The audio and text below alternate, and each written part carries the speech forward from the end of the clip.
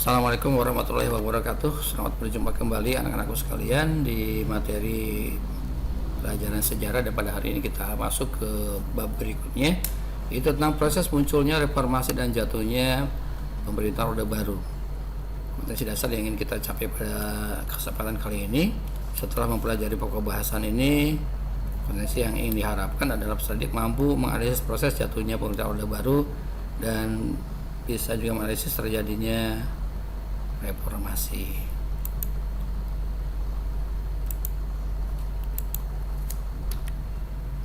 Baik, anak-anakku sekalian, kita perhatikan mapping konsep di tampilan berikut ini.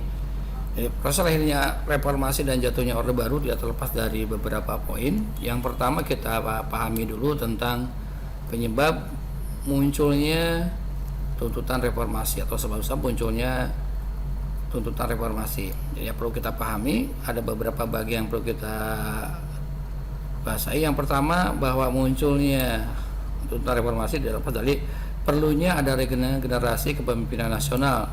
Di masa Orde Baru kita belum melihat adanya regenerasi, bahkan cenderung adanya dominasi dari satu pemerintahan.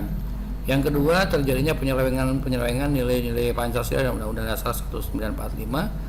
Kemudian yang ketiga adalah pemerintahan Orde Baru cenderung sentralistik dan kehidupan politik banyak terjadi pengekangan, gitu ya. Nah, ini hal-hal yang berkaitan dengan penyebab munculnya tuntutan reformasi, di mana keempat hal di atas merupakan latar belakang kenapa meski lahir sebuah pembaharuan dengan nama reformasi. Sementara gerakan reformasi itu sendiri terdiri dari yang perlu kita pahami tentang pengertiannya, kemudian tujuan dan agendanya, gitu ya. Dan jatuhnya Orde Baru sendiri tidak lepas dari penyebabnya berupa krisis politik, krisis ekonomi, dan masalah sosial, gitu ya. Baik, kita lihat slide berikutnya.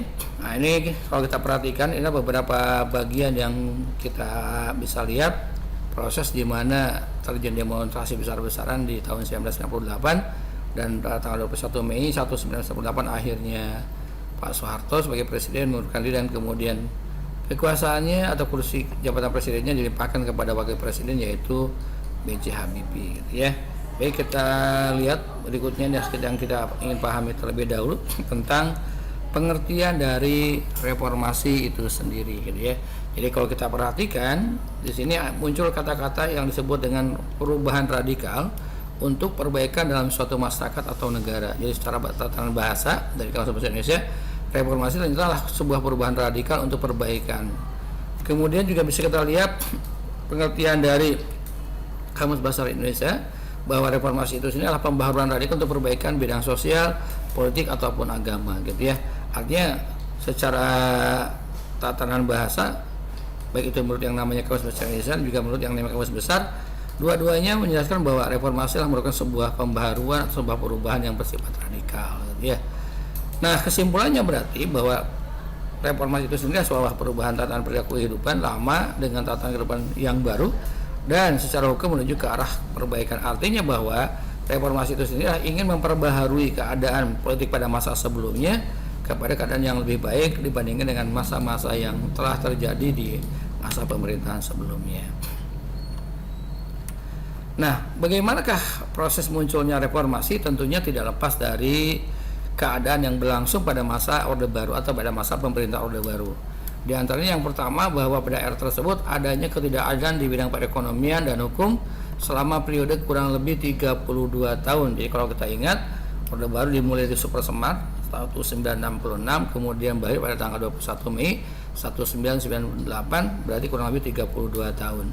Kemudian yang kedua, terjadi krisis politik, ya, ditujukan pada terbitnya 5 paket undang-undang politik yang dianggap menjadi sumber ketidakadilan.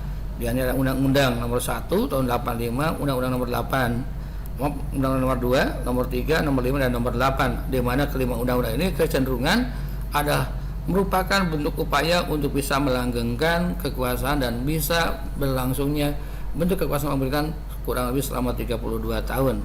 Kemudian yang ketiga, pada masa Orde Baru terjadi krisis hukum, yaitu persoalan hukum. Pada masa Orde Baru terdapat banyak ketidakadilan, terutama yang menyangkut hukum bagi keluarga pejabat. Artinya bisa dikatakan bahwa penegakan hukum pada masa itu lebih cenderung tajam ke bawah, sementara ke atasnya tumpul, dia seperti pisau yang tajam bawahnya saja, yang bagian atas atau kalau kita ingin memotong sesuatu maka pasti kita bagian bawah lah yang bisa memotongnya. Tapi ketika ke atas, ya itu dia hanya para pejabat yang lolos dari jeratan hukum.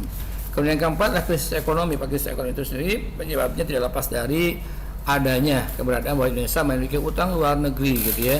Nah, ini cukup besar juga. Kemudian yang kedua, penyimpangan pasal 33 Undang-Undang 45 yang berkaitan dengan kekayaan negara yang sepenuhnya harusnya ini dimanfaatkan untuk kesejahteraan rakyat, tapi pada kenyataannya terjadi hal-hal yang ternyata diperuntukkan untuk kelompok atau golongan tertentu. Dan yang ketiga, para pemerintahan sentralistis yang cenderung terjadi ketidakadilan dalam proses pembangunan yang tidak merata. Ini hal-hal yang perlu kita pahami dari segi krisis ekonomi. Kemudian yang kelima, juga terjadi krisis kepercayaan, di mana puncak aksi rakyat dan mahasiswa terjadi tanggal 12 Mei 1998 terjadi peristiwa penembakan terhadap mahasiswa Trisakti oleh aparat gitu ya. Dan ini menelan korban jiwa. Yang pertama ada Elang Mulia Lesmana, yang kedua ada Heri Hartanto, kemudian yang ketiga ada Hendriawansi, dan yang keempat ada Habibin Royan. Keempat-empat ini merupakan saudara mahasiswa dari Trisakti. Tanggal 13-14 Mei terjadi aksi massa besar-besaran inilah kemudian juga ditunjukkan terutama pada etnis Cina. Tuntutan mundur kepada Soeharto semakin menguat setelah munculnya tokoh-tokoh masyarakat yang ikut juga menuntut Soeharto untuk mundur dari kursi jabatan presiden. Di antaranya ada Kiai Abdul Rahman Wahid yang sering dikenal dengan nama Gus Dur. Kemudian kita mengenal juga ada Amin Rais, yakni tokoh juga di politik kebangsaan yang peduli kepada perkembangan pemerintah pada itu. Kemudian yang ketiga adalah Megawati Soekarno Putri. Kemudian yang keempat adalah Sri Sultan Hamengkubuwono ke-10.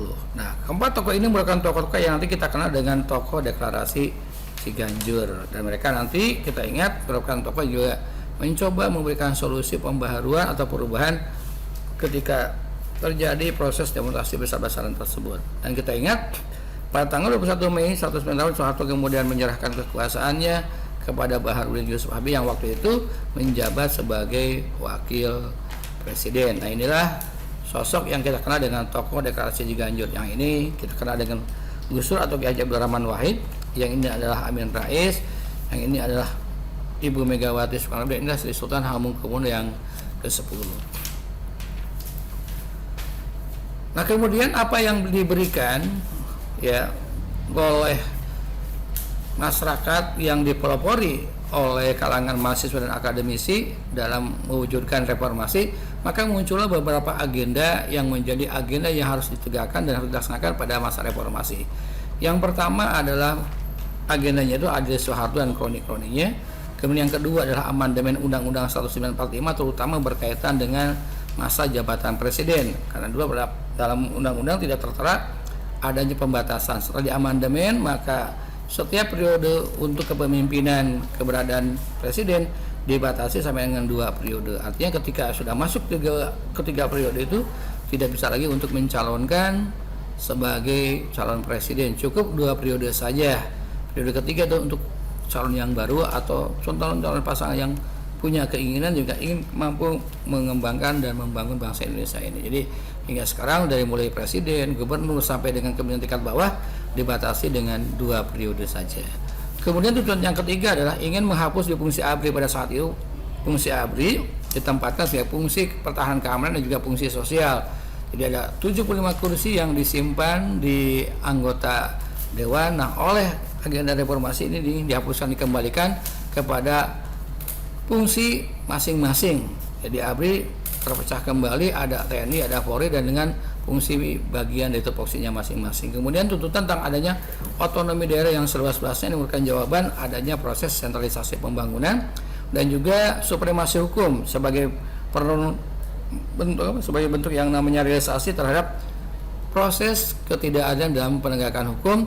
Dan inilah yang mungkin bisa dikatakan juga merupakan bagian yang paling penting dalam agenda reformasi adalah bagaimana menyewakan pemerintahan yang bersih dari korupsi, kolusi, dan nepotisme atau bebas dari KKN. Nah, ini tentunya sebuah PR besar bagi pemerintahan reformasi. Bahkan sampai sekarang kita belum melihat bagaimana optimalisasi dari proses pemerintah untuk memberantas korupsi, kolusi, dan nepotisme. Secara kronologis, proses reformasi tidak lepas dari peristiwa-peristiwa sebagai berikut. Jadi kalau kita ingat pada bulan Maret 1998 Soeharto terlebih lagi menjadi presiden untuk ke-7 kalinya. Kemudian memasuki bulan Mei 1998 mahasiswa mulai turun ke jalan menyuarakan tuntutan reformasi.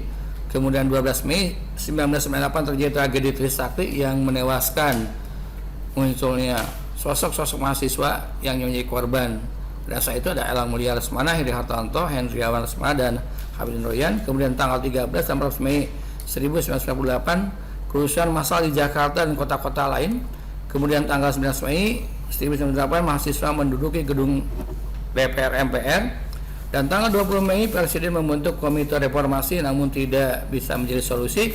Dan akhirnya tanggal 21 Mei puncaknya 1998 ini Soeharto mengundurkan dirinya. Itulah secara kronologis peristiwa yang kita ketahui dan kita pahami menjadi sosok lahirnya pemerintahan baru, yaitu mengakhiri proses Orde Baru ya, atau pemerintahan Orde Baru, dan melahirkan pemerintahan dengan nama pemerintahan reformasi, bahkan masih berlanjut hingga sekarang. Demikian saja. Assalamualaikum warahmatullahi wabarakatuh.